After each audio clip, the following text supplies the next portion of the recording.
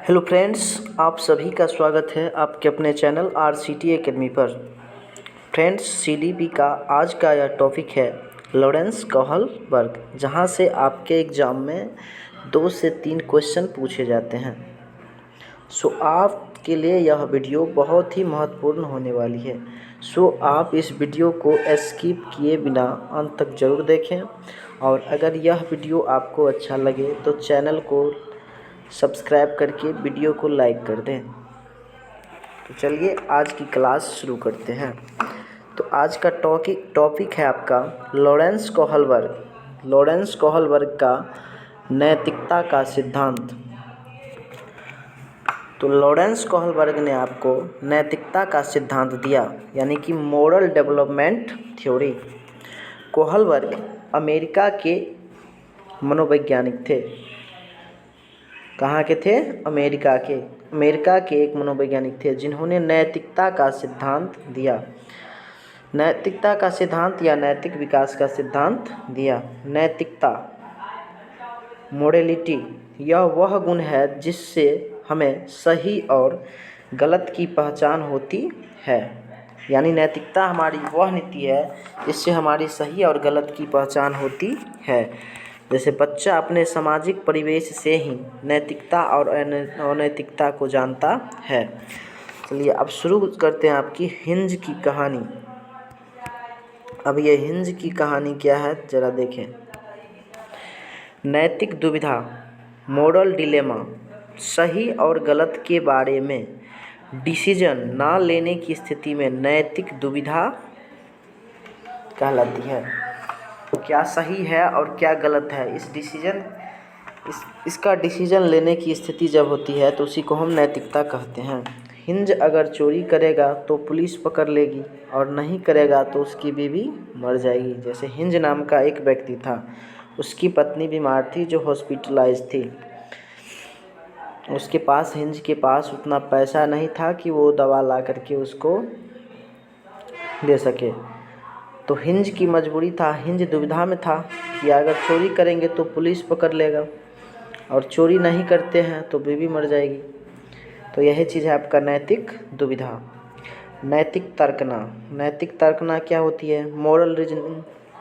तो सही और गलत के बारे में डिसीजन लेने में शामिल प्रक्रिया को नैतिक तर्कना कहते हैं। सही और गलत में से किसी एक को चुनना, जैसे हिंज ने चोरी को चुना, तो सही और गलत में से किसी एक को चुनना ही कहलाता है आपका नैतिक तर्कना। जैसे हिंज ने किसको चुना? चोरी को चुना। अब कोहलबर्ग ने नैतिकता के 3 लेवल बताए हैं। कितने बताए हैं? 3 लेवल। पहला है पाक रूढ़िगत नैतिकता का स्तर, यानी प्री कन्वेंशनल स्टेज, जिसका एज होता है 4 से 10 वर्ष। इस अवस्था में बच्चों को सही गलत के बारे में पता नहीं होता है। इस अवस्था में नैतिक तर्कना दूसरे लोगों के मानकों के अनुसार होती है। इसे 2 भागों में बांटा गया है। इसमें क्या होता है? इस अवस्था में बच्चों को सही और गलत के बारे में कुछ पता नहीं होता है। इसे 2 भागों में बांटा गया। पहला है दंड एवं आज्ञा पालन या पालन उन्मुखता। इसमें बच्चे की नैतिकता सजा और आज्ञा पालन पर आधारित होती है। जब हिंज ने चोरी की तो बच्चों ने सोचा कि अगर वह चोरी करेगा तो उसे सज़ा मिलेगी।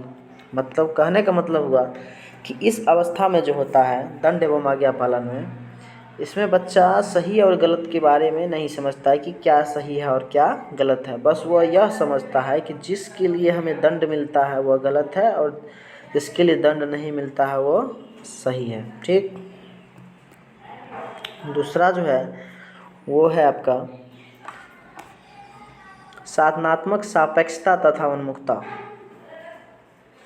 इस अवस्था को जैसे का तैसे भी कहा जाता है, क्योंकि इसमें जैसा व्यवहार कोई उसके साथ करेगा वैसा ही वह खुद भी करेगा। जैसे एक बच्चे ने दूसरे बच्चे की पेंसिल तोड़ी तो दूसरे बच्चे ने भी उसका पेन तोड़ दिया। कहने का मतलब हुआ कि इस अवस्था को जैसे का तैसे अवस्था भी कहा जाता है। जैसे एक बच्चा ने किसी बच्चे का पेंसिल लेकर तोड़ दिया तो वह बच्चा भी उस बच्चा का पेंसिल लेकर के तोड़ देगा। दूसरा जो है स्तर वो है आपका रूढ़िगत नैतिकता का स्तर, कन्वेंशनल स्टेज। 10 से 13 वर्ष की होती है ये। इस अवस्था में बच्चा दूसरे लोगों के मानकों को अपने अंदर समावेशित कर लेता है तथा उसी के अकॉर्डिंग सही गलत का निर्णय करता है। इनको भी 2 भागों में बांटा गया है। पहला है अच्छा लड़का या लड़की बनने की उन्मुखता, good boy and good girl, यानी दूसरों के साथ भला बनकर अनुमोदन अर्जित करता है। इसमें क्या करता है? दूसरों के साथ भला बनकर अनुमोदित करता है। कानून एवं व्यवस्था उन्मुखता, इसमें बच्चा कानून तथा सामाजिक व्यवस्था को बनाए रखने की भावना विकसित करता है, क्योंकि उसके पापा का एक्सीडेंट हो गया था रेड लाइट पार करते हुए, इसलिए वह ऐसा नहीं करेगा।